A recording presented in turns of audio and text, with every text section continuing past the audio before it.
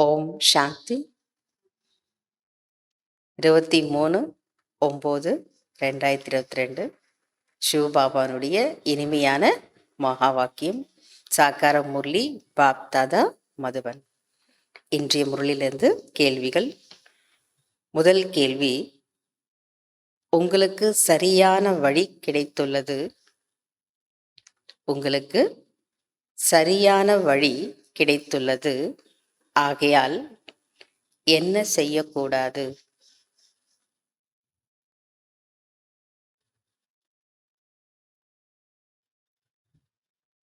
ஆகையால் என்ன செய்யக்கூடாது? இரண்டாவது கேள்வி, தாரணை ஆகவில்லை என்றால் என்ன செய்ய வேண்டும்? தாரணை ஆகவில்லை என்றால் என்ன செய்ய வேண்டும்?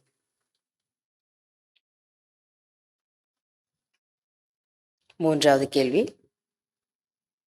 யார் ஹோலி அன்ஸ்?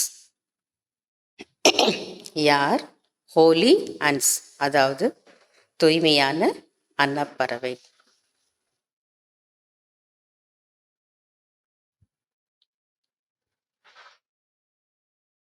நான்காவது கேள்வி,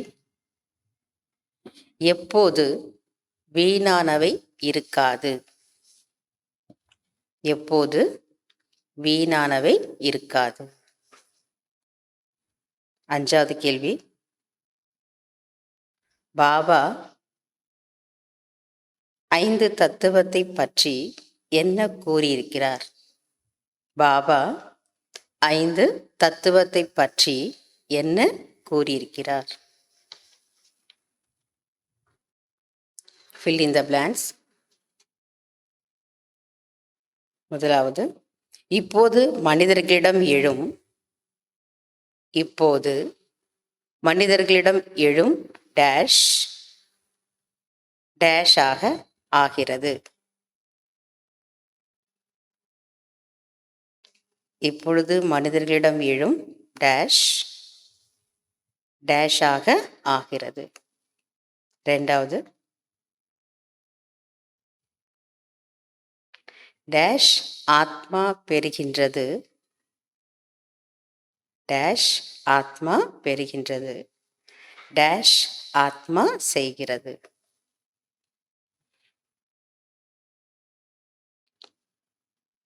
மூன்றாவது, புத்தியின் பூட்டு பூட்டப்பட்டுள்ளது. புத்தியின் பூட்டு பூட்டப்பட்டுள்ளது. ஏனென்றால் இது டேஷ். ஏனென்றால் இது டேஷ்.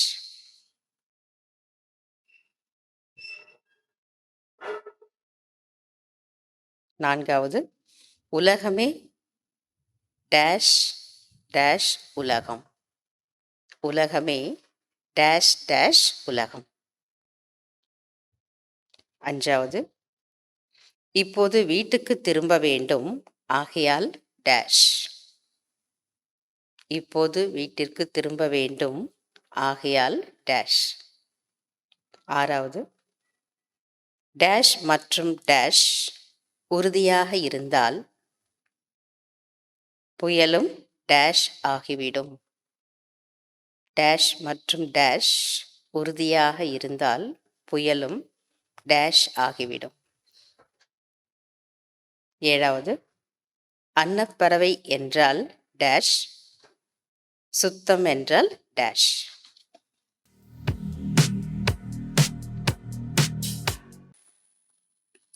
கேள்விகளுக்கு பதில் கிடைச்சிருக்கும். கேள்வி, முதல் கேள்வி, உங்களுக்கு சரியான வழி கிடைத்துள்ளது. ஆகையால் என்ன செய்ய வேண்டும்?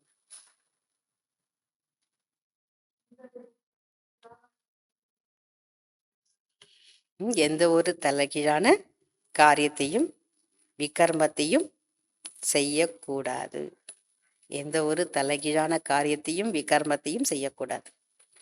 இரண்டாவது கேள்வி, தாரணை ஆகவில்லை என்றால் என்ன செய்ய வேண்டும்? தந்தை மற்றும் ஆஸ்தியை மட்டும் நினைக்க வேண்டும்.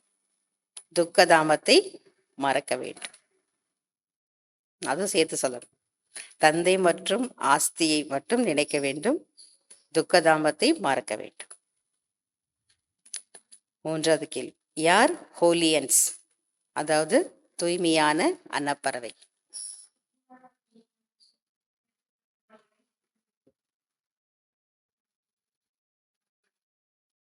வீணானவை என்ற அசுத்தத்தை அழித்து சம்பூர்ண தூய்மை ஆகக்கூடியவர்கள்தான் ஹோலி அன்ஸ், தூய்மையான அன்னப்பறவை. நான்காவது கேள்வி, எப்போது வீணானவை இருக்காது?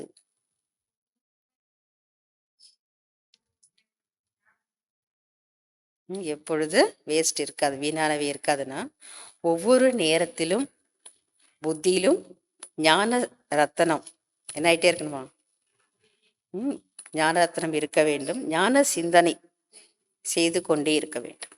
ஒவ்வொரு நேரத்திலும் புத்தியிலும் ஞான ரத்னம் ஓடிக்கொண்டே இருக்க வேண்டும். ஞான சிந்தனை செய்து கொண்டே இருக்க வேண்டும். அப்பொழுது வீணானவை இருக்காது. அஞ்சாவது கேள்வி, பாபா 5 தத்துவத்தை பற்றி என்ன கூறியிருக்கிறார்?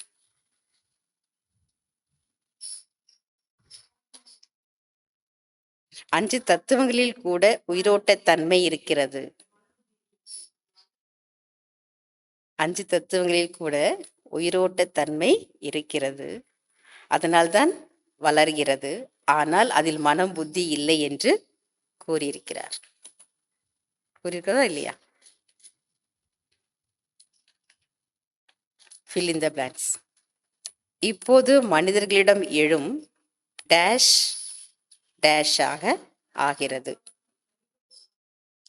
இப்பொழுது மனிதர்களிடம் எழும் சங்கல்பம் விகல்பமாக ஆகிறது. இரண்டாவது, டேஷ் ஆத்மா பெறுகின்றது, டேஷ் ஆத்மா செய்கிறது. ஞானம் ஆத்மா பெறுகின்றது, பக்தியும் ஆத்மா செய்கிறது. மூன்றாவது, புத்தியின் பூட்டு பூட்டப்பட்டுள்ளது, ஏனென்றால் இது டேஷ், ஏனென்றால் இது மாயாவின் ராஜ்யம். புத்தியின் பூட்டு பூட்டப்பட்டுள்ளது, ஏனென்றால் இது மாயாவின் ராஜ்யம். நான்காவது, உலகமே டேஷ் டேஷ் உலகம்.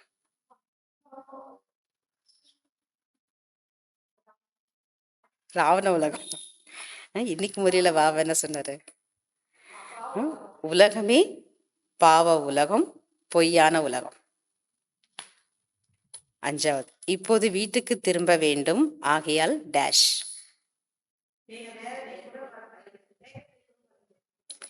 இப்போது வீட்டுக்கு திரும்ப வேண்டும், ஆகையால் இந்த தேகத்தையும் கூட மறக்க வேண்டும். ஆறாவது, டேஷ் மற்றும் டேஷ் உறுதியாக இருந்தால் புயலும் டேஷ் ஆகிவிடும். படகு மற்றும் படகோட்டி உறுதியாக இருந்தால் புயலும் பரிசாகிவிடும். ஏழாவது, அன்னப்பறவை என்றால் டேஷ்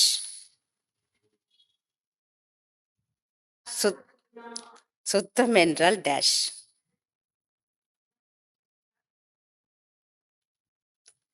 அன்னப்பறவை என்றால் சதா சுத்தம். சுத்தம் என்றால் தூய்மை. சுத்தம் என்றால் தூய்மை. அடுத்தது இன்னொரு கேள்வி, எக்ஸ்ட்ரா பாபா கேட்கிறார். இது எல்லாரும் சொல்லிடுவீங்க, ஈஸியான கேள்வி. சிவ பாபா தந்தை யார் கிடையாது ஏன்? சாரி, தந்தைக்கு யார் கிடையாது ஏன்? சிவ பாபாவிற்கு யார் கிடையாது ஏன்? அப்பா கிடையாது. இல்லையா? சிவ பாபாவுக்கு தந்தை கிடையாது, குருவும் கிடையாது. ஏனென்றால் அவர்தான் சத்குரு. ஓம் சாந்தி. தேங்க்யூ பாபா.